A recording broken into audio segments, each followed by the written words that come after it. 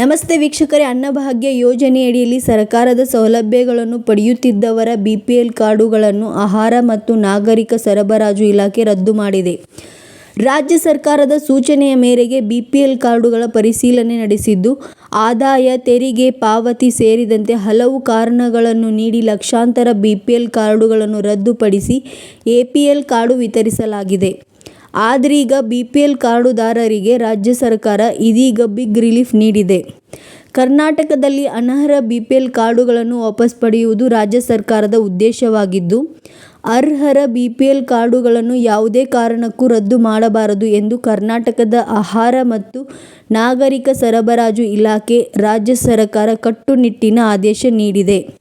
ಒಂದೊಮ್ಮೆ ಪಡಿತರ ಚೀಟಿ ಪರಿಷ್ಕರಣೆಯ ವೇಳೆಯಲ್ಲಿ ಬಡವರಿಗೆ ಅನ್ಯಾಯವಾಗಿದ್ದರೆ ಅಂತಹವರು ಮತ್ತೊಮ್ಮೆ ಬಿಪಿಎಲ್ ಕಾರ್ಡ್ ಪಡೆಯಲು ಅವಕಾಶ ಕಲ್ಪಿಸಿದೆ.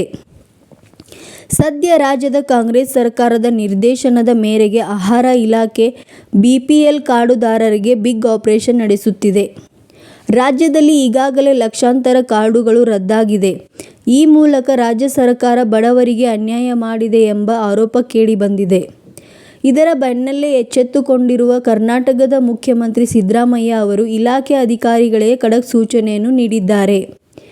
ಅರ್ಹರಾಗಿದ್ದು ಬಿಪಿಎಲ್ ಕಾರ್ಡು ಕಳೆದುಕೊಂಡಿರುವ ಫಲಾನುಭವಿಗಳು ಇದ್ದರೆ ಅಂತಹವರು ಯಾವುದೇ ಕಾರಣಕ್ಕೂ ಭಯಪಡುವ ಅಗತ್ಯವಿಲ್ಲ ಎಂದು ಶಿವಮೊಗ್ಗ ಜಿಲ್ಲಾ ಗ್ಯಾರಂಟಿ ಯೋಜನೆಗಳ ಅನುಷ್ಠಾನ ಪ್ರಾಧಿಕಾರಿಯಾದ ಜಿಲ್ಲಾಧ್ಯಕ್ಷ ಸಿ. ಎಸ್. ಚಂದ್ರಭೂಪಾಲ್ ತಿಳಿಸಿದ್ದಾರೆ. ರಾಜ್ಯ ಸರ್ಕಾರದ ಸೂಚನೆಯ ಮೇರೆಗೆ ಅನರ್ಹ ಕಾರ್ಡುದಾರರ ಪತ್ತೆಗೆ ಕ್ರಮ ಕೈಗೊಂಡಿದೆ.